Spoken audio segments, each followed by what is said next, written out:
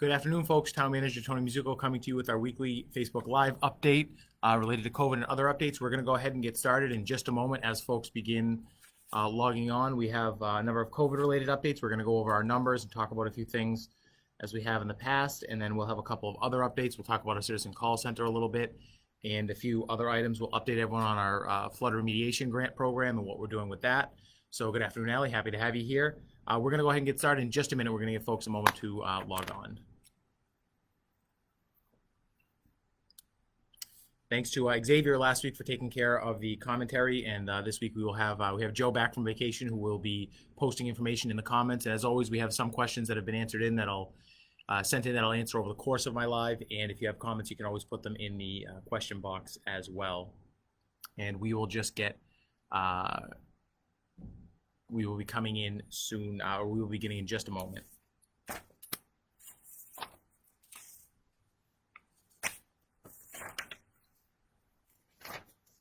As soon as I find the main sheet that I want to go over, which is our case count sheet, we will go ahead and get started. Here we go. So I've been showing this chart roughly every week to everyone. I know it's a little hard to see on the screen, but you'll notice our case count is still tracking in at only a handful a week. As of the day we pulled this yesterday, we had a 0 count for the week, but we know that it's up about 4. So we've been averaging 4 to 5 cases now for about 6 weeks, which is actually very good. We're always worried about a spike in those numbers, but what we discussed today at our command meeting that I want to make sure everyone's aware of is there's always some degree of communicable disease in a community.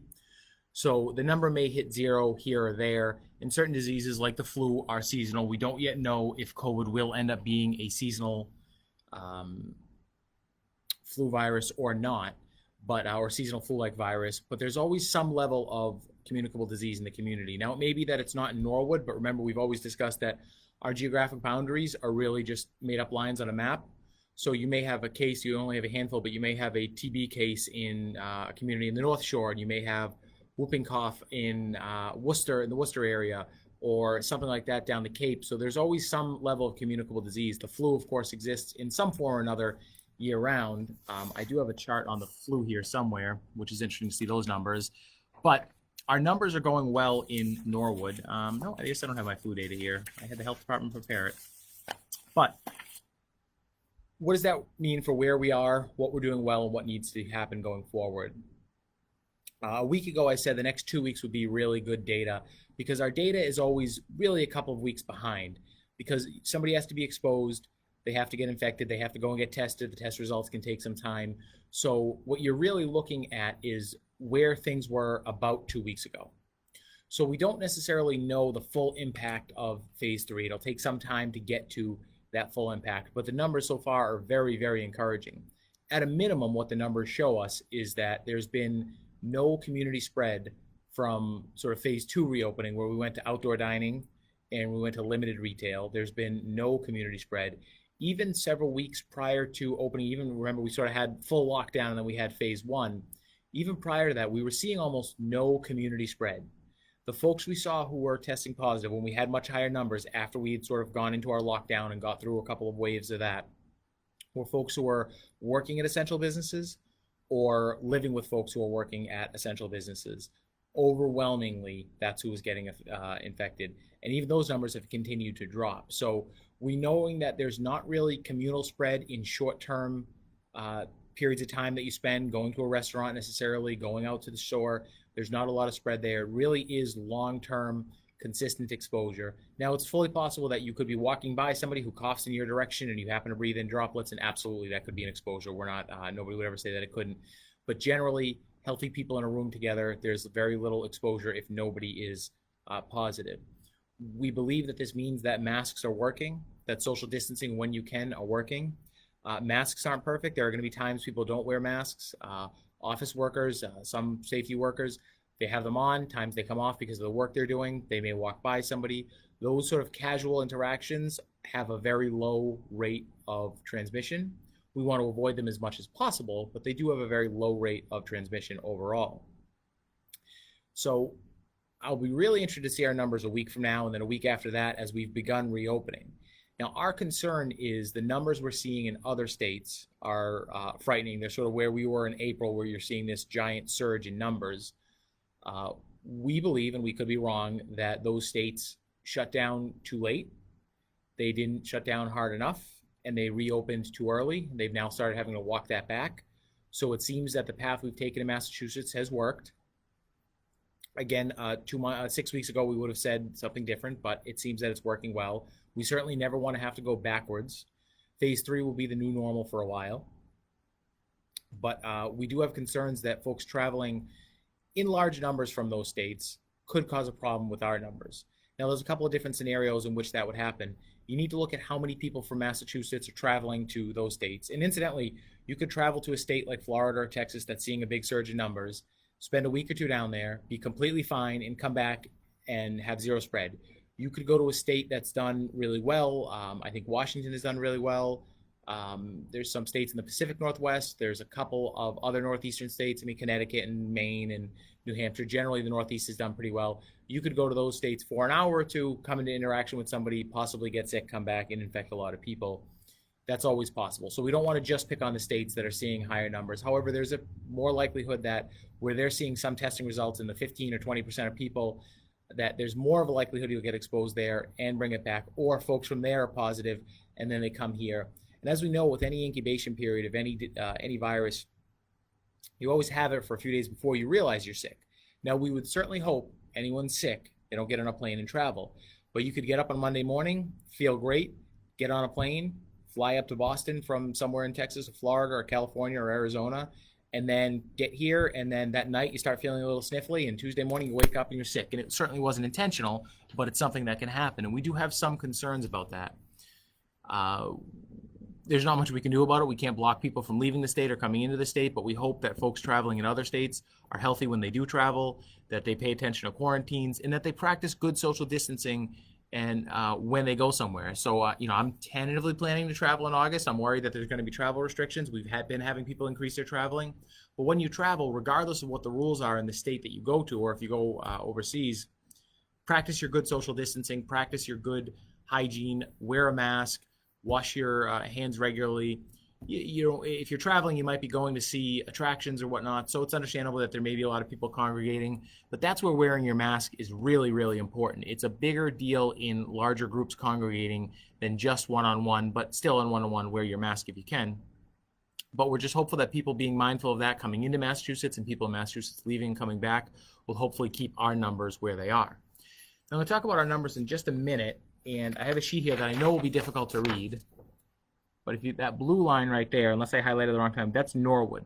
So the state keeps changing all of our numbers, but this number right here, 1.23%, that's the percentage of people in Norwood that are positive for COVID when they do testing for the last 14 days. So in the last 14 days, there have been 650 tests in Norwood, and that's comparable with other similar sized communities. And out of those tests, only 1.23% of people have tested positive. Now, some people are testing positive weeks after they had an exposure or weeks after they were sick. The remnants of the virus, or the dead virus RNA, does remain in your system. So there are some folks 2 or 3 weeks after who are fine, still testing positive. We're not sure what these numbers are, if that's the case in particular. But I want to point out that 1.23% number for a couple of reasons. The whole state's average is 1.9%, certainly within the margin of error. That means we're doing better on average than the state in terms of the percentage of people in Norwood testing positive for COVID, but still within that margin of error. Lawrence and Fall River, 6.25%. Taunton, Chelsea, Winthrop, Lynn, Revere, New Bedford, Acushnet for some reason. I don't know what's went down on Acushnet. They're all 4% or higher, so they're 3 or 4 times our rate. Some of the other communities in Norfolk County, Canton, Braintree, Walpole, Westwood, and Needham are all higher than us in terms of the percentage of people testing positive for COVID. It's within the margin of error still. Canton at 1.49%, Norwood's at 1.23%. So they're technically testing a higher percentage of their population is positive than Norwood. But again, it is marginal. Milton, Wellesley, Medway, Wrentham, Norfolk, Foxborough, Franklin, and Sharon are all below us. I mean, some towns, Sharon is at 0.3%. So they're a quarter of us, whereas some towns, Revere, Lynn, are 4. 1.2%. The total population of Norwood on paper is about 30,000 people. Now, that 1.23% is of folks who have been tested in the last 14 days, and there have been 650 tests in the last 14 days. So if you were to extrapolate that out, what that total number is, probably somewhere in the range. What I think is important for these numbers is that we're doing well if you look at the state average. And again, 1.23% versus 1.9%, we're still within the margin. But communities we know are higher hit are no higher than 6.25%. And there are some communities at 0 or less than 0.5%. So the worst it is in the state is a little over 6%. And the best it's at 0. Some of the communities you're seeing in Florida and Texas and Arizona, and I don't mean to disparage or pick on those states, but I will a little bit. I mean, they're seeing 15% test rates. They're seeing numbers we were seeing a couple of months ago. So it does show that your actions have an impact and the numbers can go up and down. We're never going to have enough trend data to determine exactly where things are going. But as of right now, the numbers are good. I know Dr. Thompson has addressed, schools opening and whether or not schools would open, and there's a lot of discussion back and forth. Will they open? Will they not open? What about the safety of students? What about safety of the teachers? From a public health standpoint, and this comes from the health department, since they're certainly the experts on public health and I'm not, we do know that children transmit COVID in far lower numbers than they do the flu. They're not naturally very good carriers of it. And if you looked at our numbers today, and this is where we have this really big challenge, our numbers today are that 1.23% of the population has a communicable disease that is COVID. That's very low by any standards. And we know that's of people tested, but if we were to extrapolate that, there's always a percentage of the population that have STDs, viruses, the flu. The problem is because COVID otherwise transmits in society fairly quickly, our numbers look good today. We make a decision based on today. We don't know where the numbers are going to be in 3 weeks, in 4 weeks, in 5 weeks, and in 6 weeks. So the analogy I like to draw is, I think if that decision was being made today for tomorrow, we would say, hey, the numbers are great. We would actually want another week or two data on phase 3, but the numbers really are great. I mean, we had a week where we had 100 cases in Norwood, and now we're getting 3 or 4. That being said, the numbers can change and spread quickly. And there's always sort of a lag between our ability to get things under control when there is a problem with when it comes to contact tracing. So somebody catches COVID and then they spread it and they're not tested. How far does it spread? In theory, an aggressive contact tracing procedure will help reel all those people in. We know that testing's available. You'll lock it down pretty quickly, and it's just like any other communicable disease that we've dealt with and have been dealing with for over 100 years. The problem is the rest of the country is not seeing the numbers that we're seeing. If all across America right now, the numbers were an average of 1.9%, we wouldn't really have much of a problem. But you've got some states where populations are showing a 15% testing rate.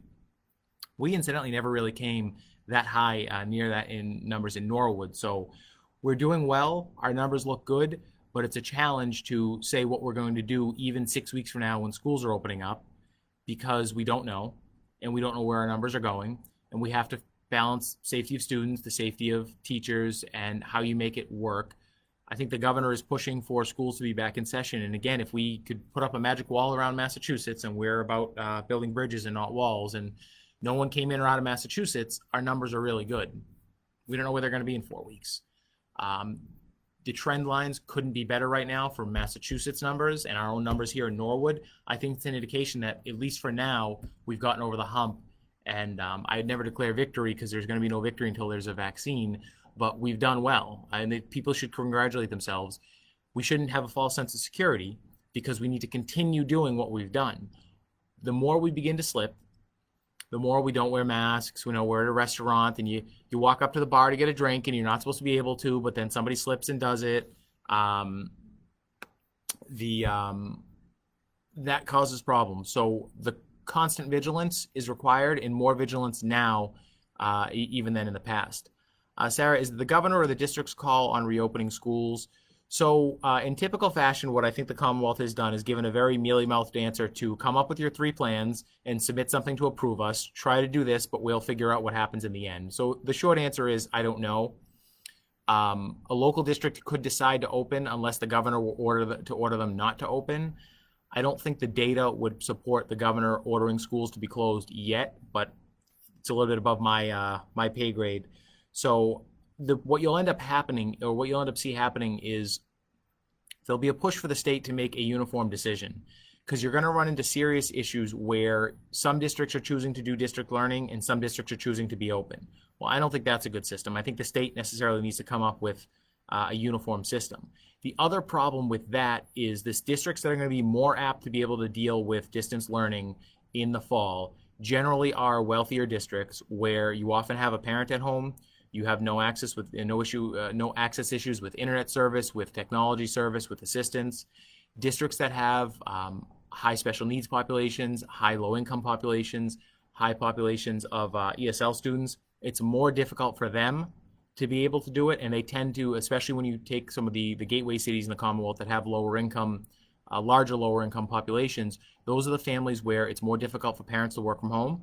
It's a challenge anywhere, but generally the wealthier the community, the better the job prospects in that community, or I should say the better that folks tend to have jobs in those communities. It tends to be those more white collar jobs that allow work from home options. But if you think of communities like Fall River and New Bedford, certainly a large section of Norwood, folks working in the service industry and working in essential jobs, it's not going to work for them. So you have these disparity issues in education, and Dr. Thompson could certainly speak much better than I can, but you have all these disparities in education throughout the Commonwealth and within communities in the Commonwealth, and not having a uniform system in the fall would really just expand those even further. So what you're going to see is the communities that can't afford it, who already are behind the game and already have less resources, are going to be the ones that end up going towards in-district education, and some of the wealthier communities where it's not a problem would be what you would see. Question from Eddie: is reopening the old North Middle School an idea for space for more students? I'd say on the one hand, in theory. On the other hand, that building is in, it's not that it's in rough shape. It has not been used as a regular school in quite a while. So I don't know what we'd have to do in terms of code compliance. The cafeteria, I think, is down in that building. Extended day and the preschool are in there as well. There's a lot of the school administrative offices that are in there that have taken up some of the classroom space. The school committee meeting room is, I think, a former classroom space. The current middle school, great leadership, great team there, awful facility. So the north, I think, would probably be difficult. If there needed to be some, what you may see is the moving of some specialized programs could probably go there, but just reopening it on September 1st as a school is probably not realistically feasible given the condition of the building and the age of the building. But we could always try to get creative. I wish somebody could invent a way to just build new schools in a cost-effective manner within the course of a couple of days. Or a couple of months, but that's actually not a bad idea, bad suggestion. I just think the condition of the building would make it probably a little prohibitive to getting up and running. So I believe those are my updates for our COVID numbers. So again, it's good, but constant vigilance. We're just about where we want to be, and we want to keep the numbers here. I know as I've been able to get out and enjoy some outdoor activities and enjoy going into a store here or there, or I've eaten inside a restaurant once or twice. It's been good. We want to keep this going. I'll take a quick. I'll give a little bit more of an update on the hospital later. Only to say that there's really no updates other than they're still working on getting the ER up and running. That's their first priority, and then building out how their phase 2 and phase 3 plans are going to work. I do have a meeting with them in the next coming couple of days. We talk usually every other day, but we have sort of an update meeting coming. But the brief update on the hospital is no update other than work is continuing and trying to get the ER up and running. As it relates to COVID, a couple updates on town facilities. Town Hall will still likely be closed through Labor Day. The elevator is down. We'll be opening periodically for a couple of the early voting requirements, but the elevator is down. We're also still trying to reconfigure our workspaces. With skeleton crews, we have a safety issue with staff coming in. If we were to have only half the people in the building and have it open. We're also generally following the governor's guidance on state executive agencies. The most state executive offices have not gone back to opening to the public yet, or they're at very limited capacities. So we'll sort of look at those guidelines in conjunction with ours. We do have the added issue of the elevator being down with a sometime in August completion date. And there's some work we'd like to get done in the building before we open up, but that would have to be scheduled as well. So Town Hall, we're still saying tentatively Labor Day. If the elevator's done quick and easy and early, we may be able to back that date up a little bit, but we're able to offer every single service the town offers, either digitally or over the phone. We are on a case-by-case basis. We'll make appointments with people and take care of them. We have a number of ways that folks can pay their bills, including dropping it off at the bin out in the parking lot, which has a camera on it in case anyone's worried about the security or the safety of that. You can also pay online. If you're somebody who needs to pay in cash, still the Bank of Canton branch in Canton and the Norwood Bank here in Norwood will write you a check if you bring them the cash to the town of Norwood for a Norwood bill, a town of Norwood bill. So all of our services are available. Town Hall has been shut since March. We have issued marriage licenses. We have issued building permits. We have done planning, zoning, and conservation approvals. We have issued business licenses. We have assessed properties. We have handled abatements. We have collected taxes and fees. We've paid our bills. So every service that is offered at Town Hall is available. So we also feel there's no rush to reopen the building and add exposure to employees and the public when there's just no need to physically come in here for those services. We would much rather, whatever that exposure limit is, we would much rather people be able to go into restaurants and retail stores where they need the help and get out than come into Town Hall when we've been able to provide a complimentary service. So anything you need from Town Hall that we provide, you can get remotely. But we do look forward to eventually opening the doors again soon. The Civic will likely be opening the weight room next week. We had wanted to have it open this week, but we had to arrange some staffing. So it'll be very limited. The weight room, if anyone's used it, is it's very small, so it'll probably be limited to around a half a dozen people at a time. We'll be getting information out on that in the next couple of days, and it'll likely be sort of a registration system, but we want some folks to be able to start getting in and working out again, so we can look forward to that. Camps and pools are up and running and have been doing very well. Kudos to the rec staff for the challenges they have had there. It's been difficult to run pools and camps during this. A lot of other communities don't have their pools open, and a lot of them aren't running camps, so we're happy we're able to provide those services to Norwood and to our residents. Now, the next update I have, I almost hesitate to give because I don't want some of the regular followers of these Facebook Lives to never show up again because they seem to have the one question every week, but it is, Sarah, for you particularly about the library. And the library staff has been doing a great job with their curbside pickup, and they are actively making preparations to open the library starting for browsing only, we believe, on August 3rd. We're still waiting on some PPE to come in, which has been ordered, and we're still finalizing some of the plans to exactly make it work with the library staff. And it'll likely be limited hours to start. And we won't have some of sort of the sit-down services that are there, but the goal is on August 3rd, you will be able to go in and to browse for books. You can take the day off, and we'll make sure to let you know if the date changes, but it does look like August 3rd. I know the library staff, we have great staff at the library, and they are itching to get the building back up and open, and we're going to continue the curbside. That's not going away. That may end up becoming a permanent service, but at least in the short term, we're still going to continue to do the curbside. So if you feel more comfortable with just continuing to do the curbside, you like the service, and who wouldn't? You have a friendly librarian bringing the books out to the car or out to the table. That will continue as well. So it'll sort of be a hybrid model for a while where we'll have some opening for library for browsing in the store, in the library, and some for the curbside will continue. So Sarah, you will be able to go in there on August 3rd, and if for some reason we're not ready, we'll try to find a way to get you in there to browse anyway. But it looks like the library will be opening up August 3rd for in-library browsing. The children's room, some of the other services, those will take some time to fully come back. It'll be a real phased opening with that. Question from Kate. Any time frame when meeting rooms will be available at the rec center for private club meetings, i.e. Toastmasters, etc.? I'd like to say the fall. We sort of want to see if come Labor Day, a lot of that will depend on where schools are and whether we're comfortable starting to do that. We're still encouraging all boards and committees, mainly because buildings aren't open, to meet digitally. But that will probably be a possibility in the fall. There's, and I know some of those civic groups that use them. There's a knitting group, there's the Toastmasters.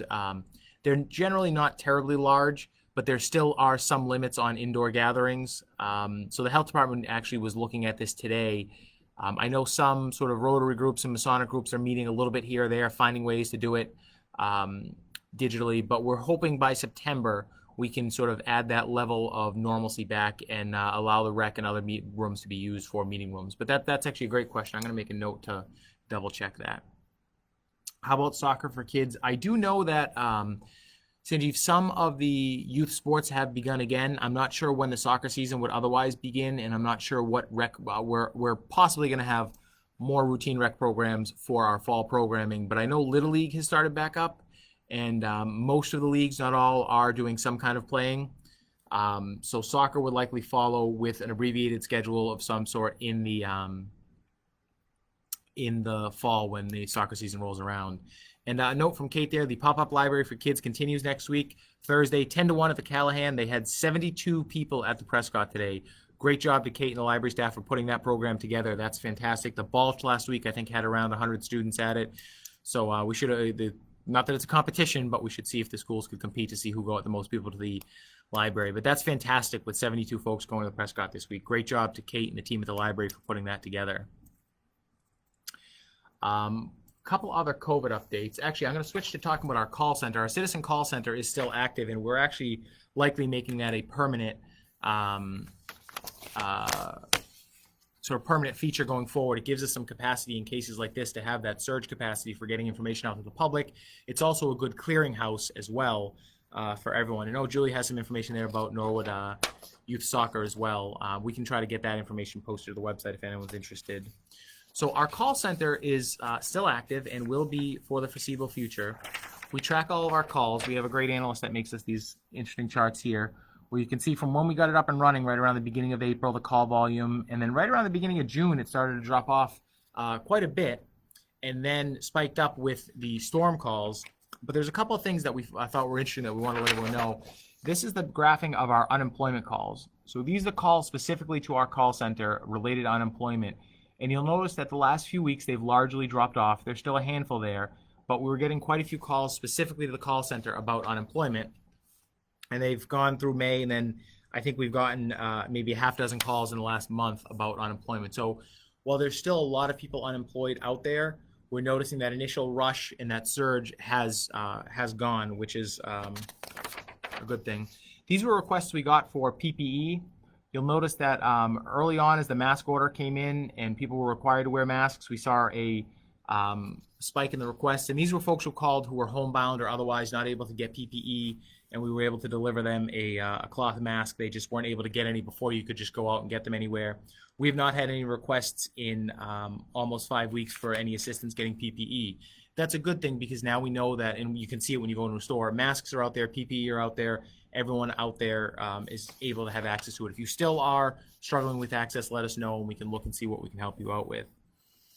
Food security calls still going on, but have dropped quite a bit, at least compared to where they were. We have halted on the Mustang Food Pantry as we saw our numbers come down a little bit. We've been working with the Ecumenical Food Pantry. They did not see a giant spike in numbers the first week after we didn't do the Mustang Food Pantry.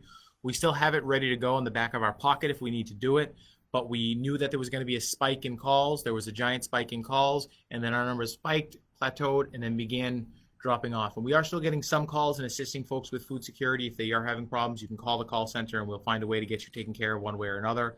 But we were happy to see that those numbers were trending down. We were able to put the pause on the Mustang Food Pantry and see where we are. It doesn't mean it's going away permanently, but we've been able to put a pause on it as we've seen our numbers decrease as different forms of aid and other substances, other services have kicked in. And a big thank you to all the folks who put that together, Jerry Miller and his team, Jeff Baguma and Cindy Durain and Katie Neal Rizzo, who helped get it up and running, and a whole number of volunteers who worked every week, 20, 25 people, sometimes a couple times a week to make that happen. So kudos to them for all the work that they did in getting that up and running. Kudos to everyone who donated, who dropped off as well. We probably had the best food pantry operation in the state for a while there, and it goes to show the kind of community that Norwood is, and that we're here to help and take care of people. So kudos to everyone who got that up and running, and it remains ready to go if we do need to get folks into the, if folks do need food security. And if you are facing issues with food security, call us on the call center. We have means available to help people, and not just referral services. We do have means available to help folks. If you're facing food insecurity, just call the Citizen Call Center and we will get you taken care of. All sorts of numbers. We've received well over 1,000 calls at the call center, which for a town of 30,000 people means 1 out of every 30 people has called the Citizen Call Center, which is actually pretty incredible. Other updates we have here, I'm going to talk about our flood grant program.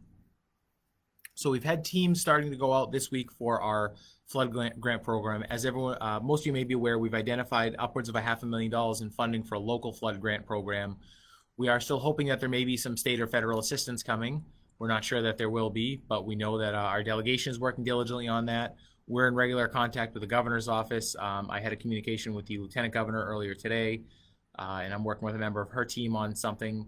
So we began this week with team reviews. So if you've submitted a grant, at some point somebody will call you, will likely call you for a review, and that's a team of 2 of town employees that we've put them together through some training, and they're going to go out and they're just there to visit the damage, take pictures, even if it's been completely fixed up. So we started with about 50 or 60 of those over yesterday and today.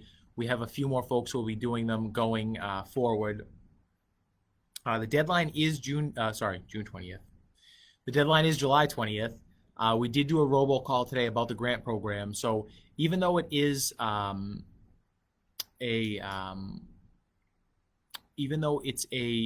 starting with income contingent, and it's not necessarily for exterior damage or businesses. We're asking businesses to apply. If you had damage, just go ahead and apply for the grant.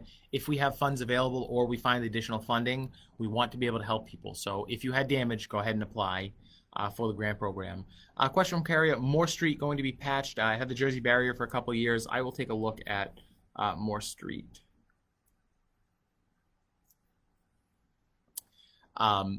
So the grant application process, by the end of the week, which is really tomorrow, we'll have finalized a lot of these. I shouldn't say a lot of these applications. We'll have finalized some of the applications, and we hope to start issuing funds next week. We do have a bit of an internal control process we have to go through, but we're hopeful that some of the neediest folks could start getting assistance as early as next week. That could be delayed, and then we're going to continue going through and triaging our applications. We do encourage you to get them in by the deadline of July 20th. There's no guarantee of funding, but we do have money available, and we know we'll be able to help some folks with taking the sting out of it, starting with the lowest income and going from there. Generally, we're not able to cover personal items. We're not able to cover landscaping damages. We're focusing on the habitability of the home. And as we said all along, there are some folks who had $700 worth of damage to an appliance. There are some folks who have $40,000 or $50,000 damage to the portions of the home that they actively live in. So it's been quite the storm. We've asked businesses and nonprofits to go ahead and submit. We're not sure if we'll have funding available, but if funding's left, we may be able to help with some issues there. We just concluded, separate from this program, a $75,000 small business grant program where we were able to give about $75,000 in small business grants to about 18 different businesses in the town of Norwood. What we received notice of today is that we received, through the work of the planning department and Joe Collins in my office, so that's Paul Helkiotis, Patrick DeShane, and Joe Collins in my office, we received an additional $140,000 in state money for small business grants. We'll probably run that similar to the program we gave out the first 18 on, but that's COVID-related small business grants. So we'll be able to help another several dozen businesses with those funds. And we do have some housing assistance funds coming in the next couple of weeks, but the state, to the tune of around $150,000. Oh, Dean Street. Okay. Dean Street, they are working on, sorry, as I jump around here. Dean Street is being worked on. The bridge is going to take some time. A complex bridge with a lot of utilities. We're looking at a year or two, but we've received the funding and we've signed the contract on Dean Street. It's going to be quite a while. Bridges, incidentally, are probably one of the most complex elements of public works or public infrastructure in the world.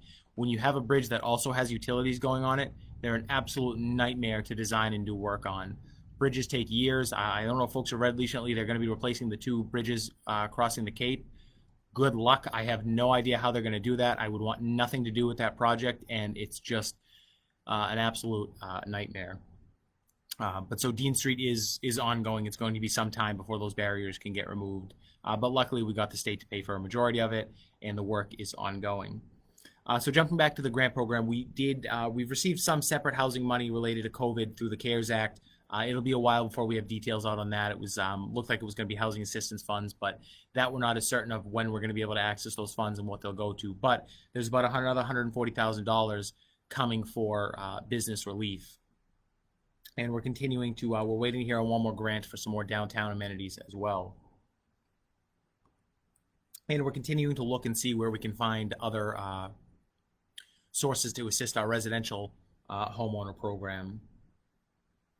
So I've covered our flood grant and I've covered our other grant award. I will take any questions if we have them, and I will sort through here just to see a few of the other questions. Oh, I did get one question in.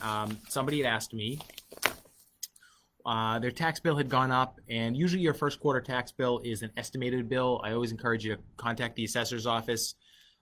Sometimes assessments change, the rate can go up or down. I got one question about whether or not we would do another tax payment extension. The extension or the date that your taxes are due in law is established by state law, so we at the local level can't decide to move that over or change that. The state gave specific authority granting cities and towns to do it with the last quarter's tax bill, so we took advantage of that. I think we would look at it if the state allowed us to do it again, but I don't know if they're actually even discussing it, but we don't have the authority to do that. We're taking a look into it, but we had a few folks who were upset that they had paid their tax bill a day late and got an interest charge. That's also established in state law. We have no legal means and we're not allowed to abate or to remove those fees. We will always look in on a case-by-case basis and make sure if when the check was mailed out, or if it was an electronic payment, if there was something with the date, we'll always look at it. And in a case like that, there's something we can do, but we're never allowed to actually just abate a late payment on a tax bill. The state law doesn't allow us to do that. I did get a question from somebody who said that they were their taxes went up and they wondered what the town was going to do for an abatement because schools have been closed for all this time. And I haven't replied to that individual question yet, but schools may have physically been closed, but the buildings are still there, the janitors are still coming in, the lights are still on, and most importantly, the teachers are still teaching. So all of our school employees are still working from home and have been. I mean, obviously it's summer vacation now. So schools are still operating, and they're still going to be operating in September as well. So that's why there's no decrease in what's being spent, as people are still working. Question for Bob, just the barriers, not the severe drainage issue. I'm not sure exactly what you're referring to. If you're talking about the Dean Street, my question is, my thought was that Karen was referring to the Dean Street Bridge. If you're talking about drainage issues in general, it's a good point that's worth bringing up. We had a study done in 2004 about the Meadowbrook area and what could be done for stormwater improvements. And a few items from that report have been done. If we today did everything that was recommended in the Meadowbrook study, the cost would be around $25 million. And it's not to say that stormwater improvements aren't valid. That being said, if we had done all of that work, not all that much would have changed with the June 28th storm. There's no system in the world that can handle 4.5 inches of rain in an hour and a half. It's just never going to happen. Little by little, you can mitigate things in certain areas, and stormwater investments are important. As climate change continues and as we continue to work on likely seeing more and more what are known as 10-year storms, we need to have the best infrastructure we can have, but no system in the world can handle 4.5 inches of rain in an hour.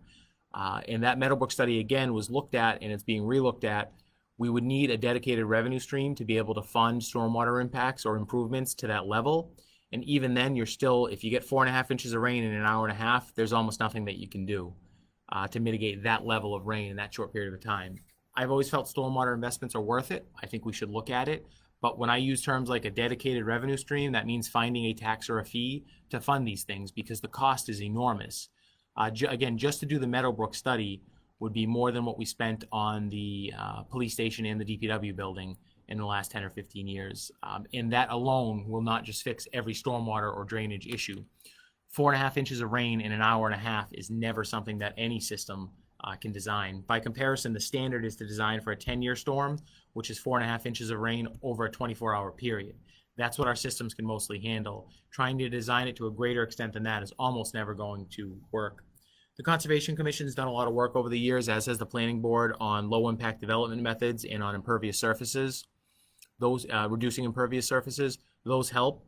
Localized treatment centers or treatment options when new parking lots go down also help. Things like rain gardens help. Things like making sure you don't have, and most people don't know, concern with if you have an illicit storm charge condition. Question from John, is there concern with towns' resources and infrastructure keeping pace with population growth, Avalon Forbes, and more condos, or everything seem in line with the growth? So John, on the one hand, it's a good question. It's a complex question. We're seeing growth but we're seeing a lot of redevelopment as well. So our population isn't jumping through the roof, because you're also seeing as much depopulation. You're seeing family size get smaller. So the number of condos that have come online in the last couple of years isn't substantial. Between Avalon and if something goes on at Forbes, and between Upland Woods, there's always a concern about whether the localized infrastructure can handle it. But from a development standpoint and from a sustainability standpoint, a large single entity is actually better than a lot of little small developments here or there, because when you build that, you design that system to meet it. So from a cost perspective, in terms of our infrastructure, if you take Upland Woods, for instance, there's one connection to our sewer system. There's a road that we don't own that goes to it, and there's one connection to the water system, and they're required to take care of most of their stormwater on site through their development. It doesn't mean that it doesn't cause issues for some of the neighbors in the area, but in terms of our infrastructure, smaller developments that are more dense tend to be better for infrastructure than spreading things out. If you think of a rural community and you got 1.5 miles of road or 2 miles of road, all of your houses on the first half of that road are better than them all being evenly spread out in terms of the infrastructure you have to maintain. So infill is what we sometimes refer to it as, even though that's usually on a residential side, is good. If Avalon had not been built, and if Upland Woods had not been built, the storm we saw on the 28th, the same thing would have happened. Sometimes development changes those patterns, and you can't always predict where it's going to go, but that amount of rain is going to fall, and that rain has to go somewhere. Our water infrastructure, our sewer infrastructure, and our road infrastructure in Norwood is good but not great. We are far better than many communities.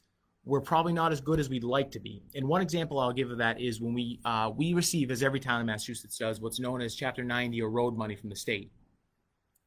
We spend 100% of our money on actually paving roads and fixing sidewalks every year. You're allowed to use that money for equipment, and we generally never use it for equipment. There might be an occasional case where you need something done here or there. Other towns will use that money as a match for design for state and federal money. We don't do that. We go get that money from the general fund, and we use 100% of our money on roads. So we spend, on top of the money we have from the state, we spend some of our own funds on a rink. Sorry, now let's talk about the rink in a second. We spend about $600,000. So whereas we do about $1.5 million, $1.6 million of road work in a year, Braintree does a little over $3 million. But I can tell you there are towns that do next to nothing, or they do $100,000 a year. So we do have an infrastructure plan that we're going to put forward to town meeting in the fall. It was originally going to be in May. That would include looking at doing some borrowing to do some additional road work and water work to kind of get us caught up. But as I said, we're not really behind, but we're not really ahead. Now, with interest rates being low and there being some growth and some interest in the community, now's the time to really do that. I mean, it's always good to invest in infrastructure. So we're good. We think we can kind of jump a little bit and go ahead, get a little bit ahead of the game. And with interest rates being as low as it is, now's the time to do it. Question from Karen is, the Boston Skating Rink worked out a resolution for kids' skating time? The Boston Skating Rink has worked out with the high school, and the high school is very happy with their arrangement. They have not come to a deal with the Norwood Nuggets, and that's unfortunate, but I know the rink that the high school team is going to be skating in, there's going to be a big Mustang. It's going to say, welcome to the home of the Mustangs. And Norwood High has been very happy with how they've been treated and how they've worked with this skating club. It's sometimes tough when you have a nonprofit working with another entity as opposed to a wing of the town. The pilot agreement that the town signed with them does state if they're not eligible to come to an agreement, they still have to pay the town. It's around a $40,000 or $50,000 amount every year. We have that same deal with the high school, so if there was not an arrangement that was able to come there, the amount they pay the town in a pilot gets increased. So we're hopeful that there's an agreement there. If there's not, there's still funding that comes back to the taxpayers one way or another, and we do know that Norwood High is absolutely thrilled with what they're doing for them. Norwood Community Media is thrilled with them. The Norwood Community Media is going to actually have a feed into that rink. There's a third rink that'll be Norwood High will be using for the high school team, that they'll be able to broadcast the game. So I know they're just tickled pink at having worked with them and how well that's going. You can't always make everyone happy, and not every deal works out, but their obligation as an entity in the town from a legal standpoint is zero. They don't have to sign a pilot and provide us with anything. So we're happy that we think we've gotten a good deal based on their obligation is to do next to nothing, and they're working out things the best they can. But great question. And John, great questions on the infrastructure. I always like talking about infrastructure. I'd love to get all of our water lines done in less than the 30-year period we're looking at. And one of the items that I think may come up to look at is whether we would do a stormwater utility fee. where every entity in town pays based on the amount of impervious surface. I know that sounds like some crazy made up tax or something that we're just making up as a way to make people pay more money, but stormwater really is a utility, and we never treat it like a utility. And it gets absorbed into all of our other costs with the treatment and the flow of the stormwater. And having a utility like charge, and there's other communities that are doing this because some of them are getting whacked with municipal separate stormwater requirements where they're paying a huge amount of money just to maintain the systems they have. But for a stormwater utility fee, if you base it on impervious surface area, and let's say you exempt residential properties or you have a per unit charge or something like that, for larger commercial developments, what it does encourage them to do to mitigate that fee is to try to have as much either open space or green space or natural mitigation as you can. So whether that's retention ponds, whether that's using the different kinds of materials, you want to sort of encourage that, but we as a community pay hundreds and hundreds of thousands of dollars a year to manage stormwater. And is it one of those items that you treat like a utility where you're sort of paying, and it wouldn't really work on the residential level, where you would pay for your usage of it? Now, how does that impact individuals? Well, if you own a home with a driveway, it might be you might have one driveway and it may be a per unit charge. So maybe it's $100. I'm making that number up. But then you look at a large apartment complex and all of a sudden they're now paying a good amount of money to manage stormwater when we know that their general impervious surface is actually more creating less runoff. It would encourage them to do things like green roofs and other systems. So it's complicated, but we're certainly going to look at it. I know the DPW will be doing a presentation to the Board of Selectmen in a week or two on the Meadowbrook study and what we can do, and go from there. And hopefully it leads to some good discussions and identifying some ways to fund some of these critical infrastructure improvements. Question from Bob: does any of the drainage infrastructure butt up the railroad that runs towards the Pleasant Street factories? It may, I'm not sure. I'd have to take a look at a map. If you want to send me an email of the specific area that you're looking at, we can always have DPW check the maps and see where the drainage infrastructure is. It really is all over the place. One of the things that is always fascinating about stormwater is generally sewer and water. You can plot it out on a map and you can look where everything is, and occasionally there's a sewer inflow or outflow or a water inflow or outflow. And then stormwater can sometimes look much more like a spider-style map of where infrastructure is. And there's also occasionally, and this is one of the reasons, I'll talk about sewer backups for a moment, because that also comes up as a question. And we'd explained last week that sewer and stormwater infrastructure are separate, that when you flush your toilet, that goes into the sewer system, which is a separate contained system, and that eventually goes out to Deer Island and out into the harbor. And that stormwater, so the drains that you see in the streets, they can go under roads, under buildings. That's all water, and that eventually flows mostly into the Neponset. As I said, what comes from the earth goes back to the earth. Some people over the years, and it's not anything nefarious, but particularly in older homes, they may have had a wet basement, they may have had a wet backyard, and they found a way to dig or connect their own system to the sewer system. We call it an illicit connection. It's technically illegal, but that makes it sound like it's a federal crime. Sometimes it's usually just drains or sump pumps that connect into the sewer system, and that could be as simple as you have an old basin sink in your basement and your sump pump is pumping the water into that sink. Well, that's going into the sewer. Some people have found ways over times, again, mainly in older homes and older neighborhoods, where it finds a way to connect in to the sewer system. What that does is it's very bad for a lot of reasons. A, we pay for everything that gets treated for sewage. So the MWRA, the Mass Water Resource Authority, we basically pay a large sewer bill the same way you pay a sewer bill for everything that gets treated. So the more stormwater that goes into the sewer system, it's more money that we have to pay the higher your sewer bill goes. The other thing that causes is it sends too much water into the sewer system, and the sewer system always has muck in it, and all that water can sometimes push that back up towards homes. And if you don't have a backflow preventer, and I encourage you, if you own a home, please get a backflow preventer, that can cause a sewage backup. So it's rare that the sewer system itself, other than on a local level, if you have a little pluggy, would back up. But and sometimes you can have a pluggy at the end of a street that causes a couple homes to back up. It's sort of the nature of any sewer system. But when you have illicit connections, it throws a lot of water into that sewer system, and then all of a sudden there's too much and the stuff has to go somewhere, and that's when it starts backing up. And that can be particularly unpleasant when it happens, but that's always an unfortunate possibility. So if you have a specific area you want to let me know, send me an email and we can look into it and see where the infrastructure is. The DPW does regular cleanouts of catch basins, and they do regular monitoring of the system. And sometimes it's not just sweeping it off; they actually will pop it open, they blast it out, and they follow it to its natural outflows and make sure that the system is cleaned. We're actually required to do that under our stormwater permit. And it's tough to determine what the cost is of stormwater compliance if you don't look at the infrastructure, but it's hundreds of thousands of dollars a year is what we spend just maintaining the stormwater system. And because costs to fix certain areas are so costly, it's never that the town doesn't want to do something. It's just sometimes somebody will say, hey, can you come up with a solution so that I never see any water coming into my yard? And it ends up being a $500,000 solution that might help one home out, and that becomes challenging as well. I think compared to other DPWs I've worked with, Norwood's pretty aggressive at trying to help folks when we can. But the important thing to remember too with water is it's got to go somewhere. I often tell people that a good road is actually designed to move water and not people. So it's sometimes can be a whack-a-mole game, and good engineers, and we have good engineers, and we hire good engineers, can figure it out. But every time you solve a problem somewhere, unless you're truly doing an impact on the system or absorbing it naturally, it's like whack-a-mole where it's great, we fixed the water issue over here. That water's going to go somewhere, and it becomes very complicated to say, okay, we've got this one piece of property here that may get some flooding. Well, let's fix it up here. But then we've got to fix this down here, and then we've got to fix this down here, and then we've got to make this improvement down here, and then where it connects in over here can't handle the extra flow.